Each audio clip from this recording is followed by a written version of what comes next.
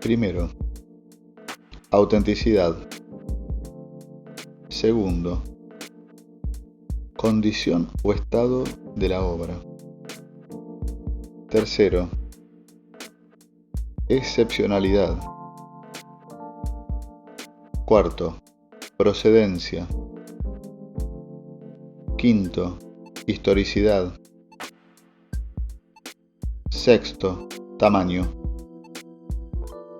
Séptimo, en qué momento de la moda se encuentra.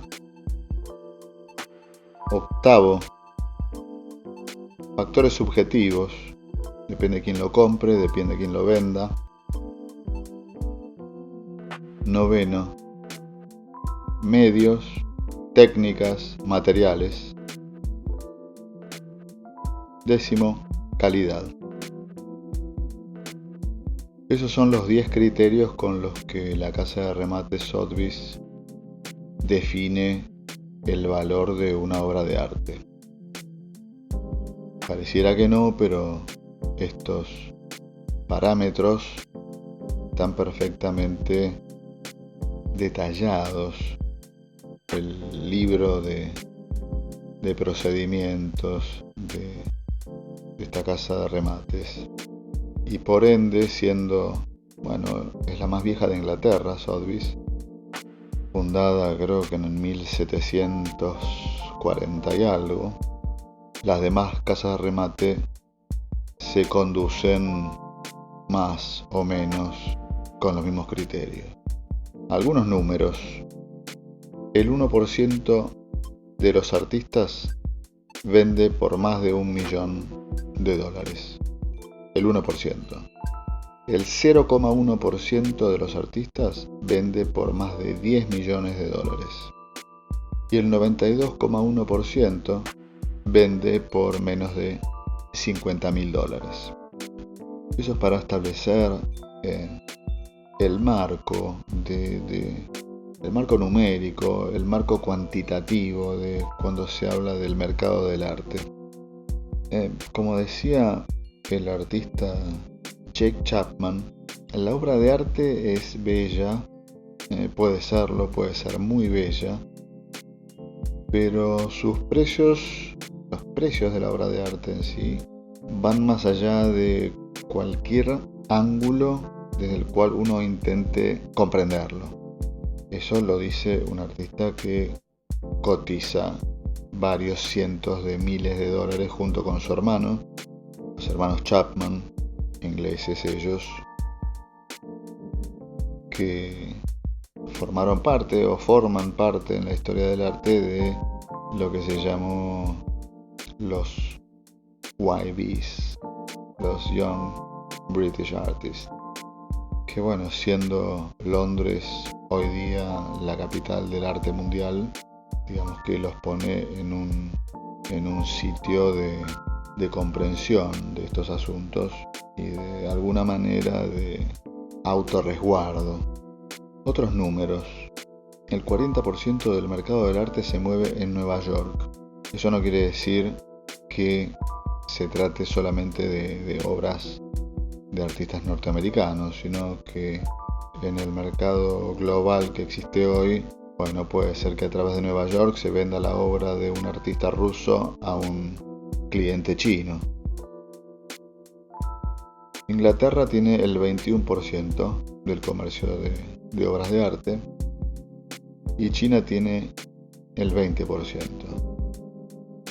Esto engloba a lo que es la venta en el mercado primario, que es cuando la obra se vende por primera vez en alguna galería o directamente del artista al coleccionista, o en el mercado secundario, que son las casas de remate, que es cuando la obra se vende por segunda, tercera o más veces.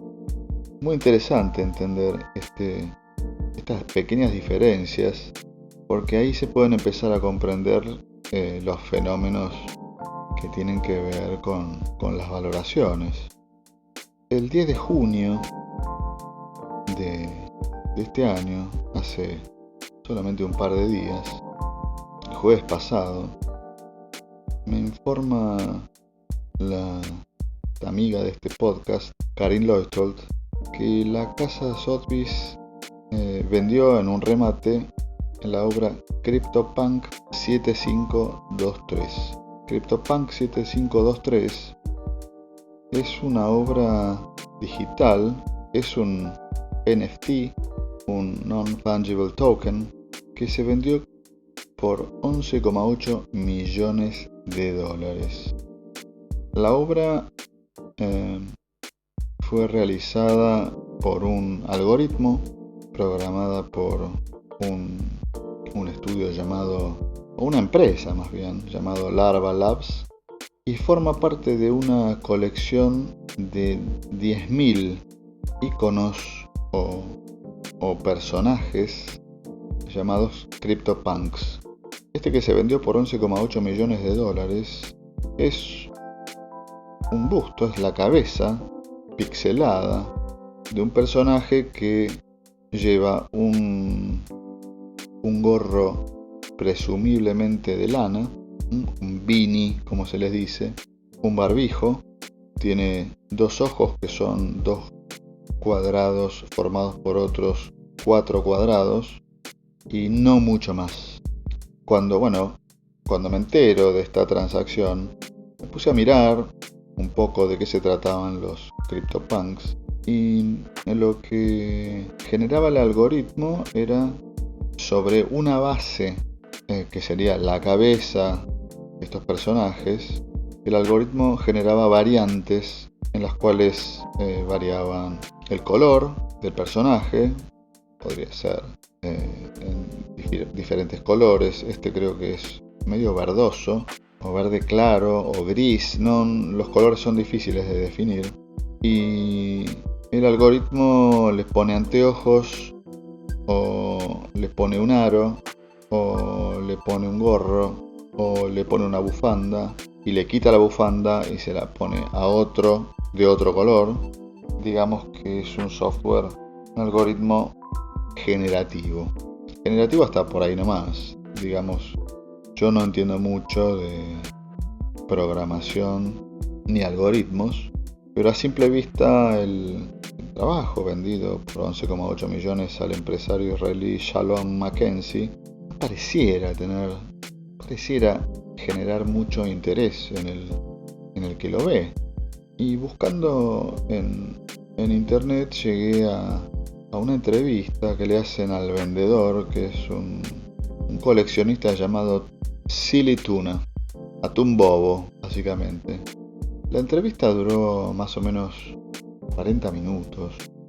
Charlaba con un periodista, no me acuerdo bien, pero este vendedor, el vendedor Silly Tuna, pudo hablar durante casi los 40 minutos de entrevista sobre las bondades artísticas de la pieza recién vendida.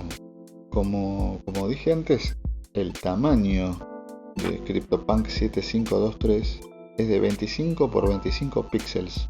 Yo no sé cuánto se puede hablar de una obra de arte. Calculo que algunas obras de arte se puede hablar durante muchísimo tiempo. Se pueden describir muchas variantes y muchas variables de una obra de arte. En este caso me atrevo a dudarlo muchísimo. Lo interesante es que esto que ocurrió el 10 de junio y esta venta por 11,8 millones de dólares no es la primera, por supuesto, sino que el 12 de mayo de este año también se vendieron 10 NFTs de la misma categoría, son CryptoPunks, por 17 millones de dólares. O sea, 10 unidades se vendieron por 17 millones de dólares, y ahora, este 10 de junio pasado, se vendió uno por 11,8 millones de dólares. Digamos que desde que se vendió el primer NFT en una subasta, que creo que fue en Christie's, ¿se acuerdan? Creo que tocamos el tema hace más o menos un mes y medio. Se habían vendido 5.000 trabajos, se llamaba Everydays, ese trabajo de Beeple. 5.000 trabajos unificados en un solo NFT, por 73 millones de dólares. Evidentemente los precios de los NFTs están incrementándose a pasos agigantados, ¿no? Sin uno comenzar a entender cuál es el fenómeno sobre este nuevo mercado en los blockchains de las criptomonedas. Creo que estos 11 millones equivalieron a 42.000 Ethers, la moneda del blockchain Ethereum. Pero bueno, no sé cómo lo verán otras personas, pero yo me quedo rascándome la cabeza con este fenómeno. Específicamente porque cuando uno comprueba que esto fue vendido por la casa de remates Sotheby's y uno conoce los 10 criterios de valoración de la obra de arte, no puede dejar de notar que en este caso la obra de arte CryptoPunk 7523 no cumple prácticamente con ninguno de estos criterios. Autenticidad, bueno, digamos que sí, digamos que es auténtico. Y la condición, bueno, digamos que también está en condiciones, porque como es intangible, depende solamente de en qué display uno lo está viendo. Excepcionalidad, no hay 10.000 muy parecidos a este CryptoPunk 7523, así que quedaría esto afuera. La procedencia, bueno, no sabemos quién es Silly Tuna, ni sabemos cómo se llama, por lo tanto la procedencia es incomprobable. Historicidad, bueno, la historicidad se la da la propia transacción, al ser el primer NFT que se vende por 11,8 millones de dólares. Historicidad que no está intrínseca en la obra. El tamaño, bueno, 25 por 25 píxeles, como muy pequeño. Tal vez el criterio de la moda tenga que ver. Bueno, puede ser. Factores subjetivos, bueno, acá podría ser también factores subjetivos que corresponden a quien lo compra y decide gastar 11,8 millones de dólares en una obra intangible, repetitiva en el sentido amplio de la palabra, aunque es único porque en vez de tener una gorra gris tiene una gorra marrón y en vez de tener un barbijo negro tiene un barbijo verde, no más que eso. Medios, técnicas y materiales, bueno, no hay nada de eso. Un medio digital igualmente intangible. Y décimo era la calidad. La calidad en la ejecución, no sé de qué manera se puede valorar la calidad de ejecución que genere un algoritmo, siendo una obra de tan pequeño tamaño y tan poca variante.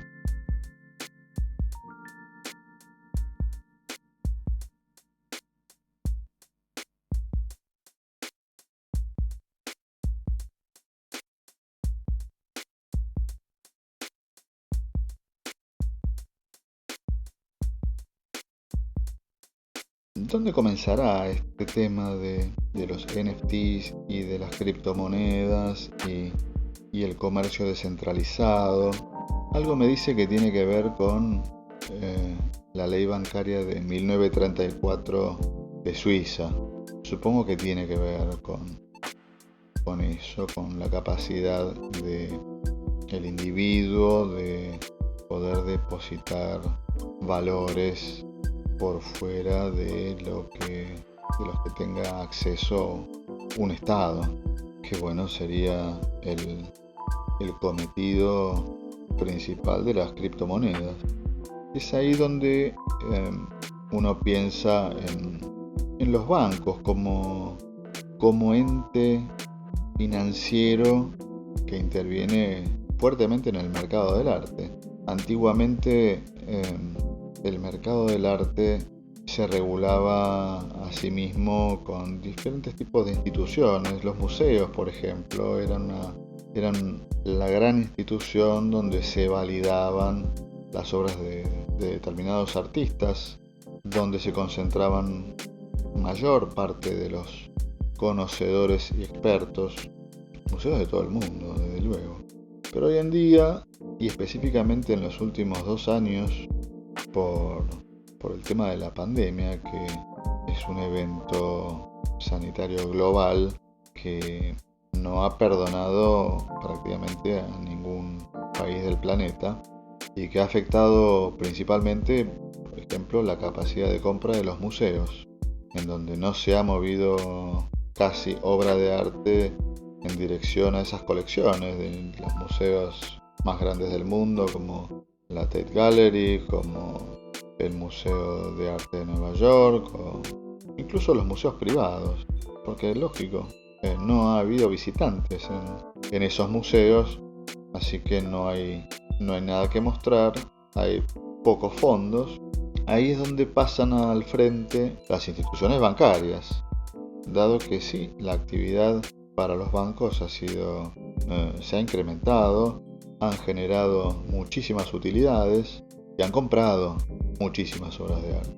Cuando hace algunos meses la televisión británica entrevistó a Dieter Burkhardt, que es un crítico de arte y es asesor también de algunos bancos importantísimos como la Unión de Bancos Suizos, UBS, donde tematiza este asunto de la falta de compras por parte de los museos y el gran momento de los bancos.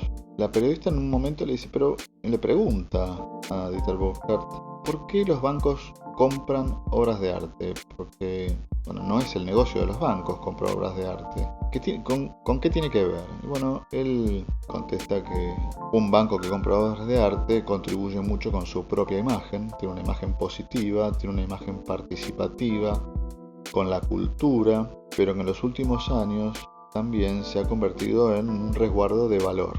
Y de distintas maneras, porque dentro de lo que es la cartera de productos que tiene un banco, de productos financieros que tiene un banco, también existen los fondos de inversión en la colección o en las diferentes colecciones de cada banco.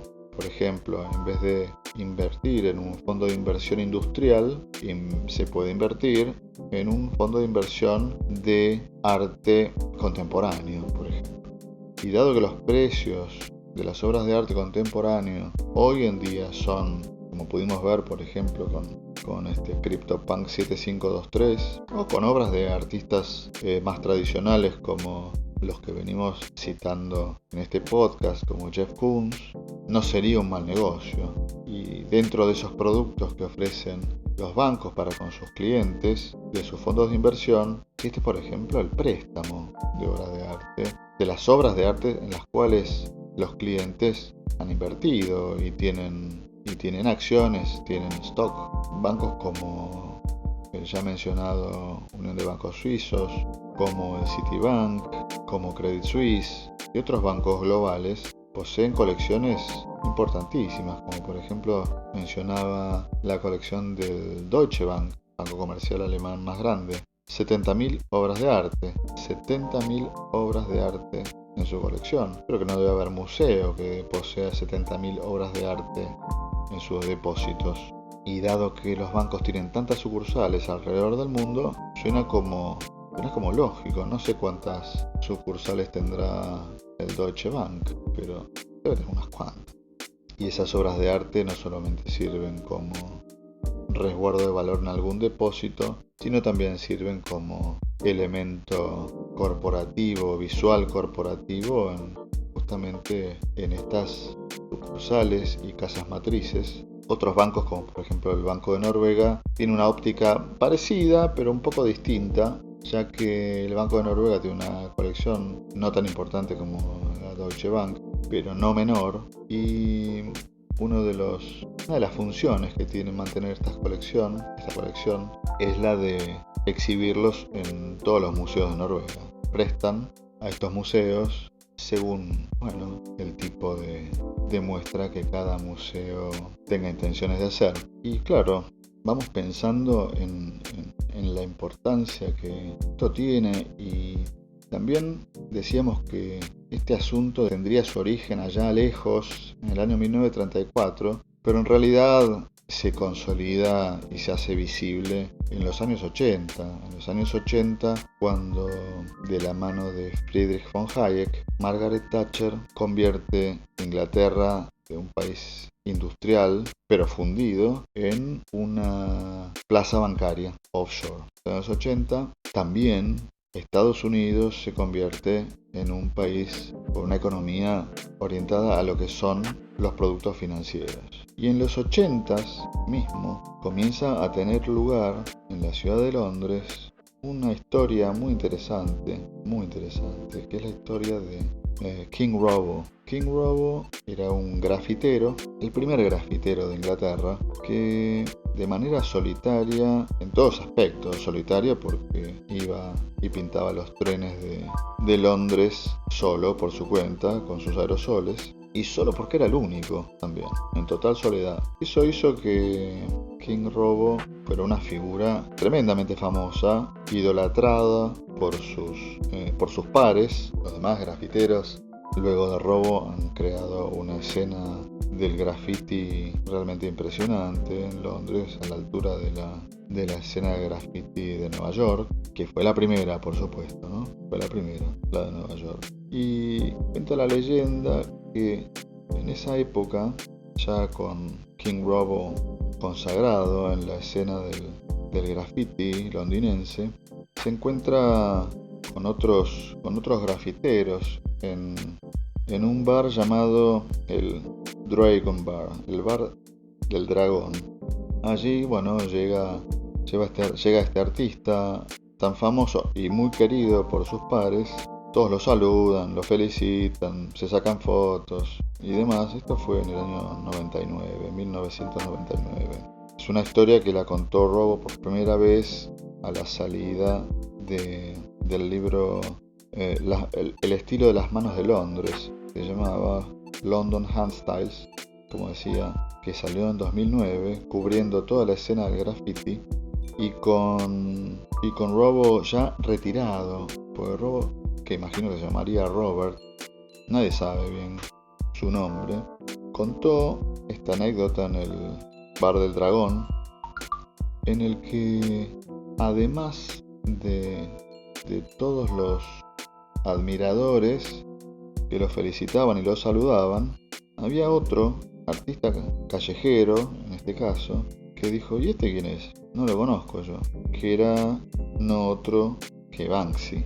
Bueno, ofendido, el grafitero Robo le pegó un sopapo. Bueno, ahora me conoces y me imagino que tampoco te vas a olvidar. Y Robo cuenta que Banksy agarró sus anteojos del piso y se fue corriendo. Un par de días más tarde de que el libro haya salido a la venta, ocurrió lo que ningún grafitero querría que ocurra, porque el mundo del graffiti es un mundo como un poco estricto, con algunas reglas que ningún artista del graffiti rompe. Por ejemplo, que no se puede integrar el trabajo de un grafitero al que uno no conoce en el propio trabajo, y mucho menos taparlo. Bueno, lo que ocurrió fue que, ya habiendo estado retirado tantos años, Robo, quedaba un solo graffiti que rezaba Robo Inc.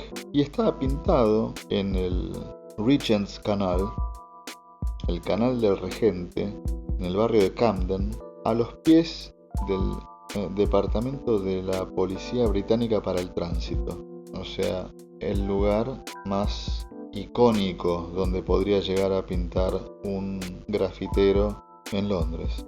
Bueno, y Banksy tapó ese graffiti, que era el último graffiti que quedaba de esta superestrella de Londres, con una especie de pintor de brocha gorda, un señor con un mameluco, una gorra y un rodillo que aparece tapando el graffiti y dejando que se vea un poco. Eso llevó a que los seguidores de este grafitero Robo salieran a la calle y comiencen a vandalizar los trabajos de Banksy. Hay por todos lados en Londres. Y también generó que después de tantos años Robo vuelva a pintar arriesgando a ir preso. Las típicas historias que uno escucha que pasan en otros lados, que son simpáticas y que tienen cierta épica, que suenan también como un poco juveniles, ¿no? Pero interesantes al fin. Y comienza una especie de guerra de grafitis tapados y street art tapados y vueltos a tapar por todo Londres. Y en esa batalla entre grafiteros y artistas callejeros interviene justamente la institucionalidad, interviene el Estado, interviene el orden de la mano del Servicio Ambiental Urbano de Londres. ¿Y en qué sentido interviene? Interviene en que Inglaterra tiene una ley antivandalismo que condena a prisión, cuando esto ocurre de formas reiteradas, condena a prisión a cualquier artista que pinte la propiedad privada o la propiedad del Estado. Edificios, estamos hablando de edificios. Lo interesante de esto es que con el tiempo y con el establecimiento de la fama de Banksy, que a esta altura no se sabe muy bien si Banksy es una persona, es un artista solitario, es un equipo, uno no está seguro de lo que es. Y yo tengo mis propias teorías de Banksy, que no sé si puede ser interesante compartirlas, pero lo importante es qué opina la policía sobre esto. Y la policía lo que opina, en la voz de Kenny Wilkes, que era el director de Servicio Ambiental Urbano de Londres, como decíamos, él opina que el graffiti es criminal. Y cuando le preguntan acerca de otro tipo de arte callejero, él dice, bueno, no, en realidad no todo es lo mismo.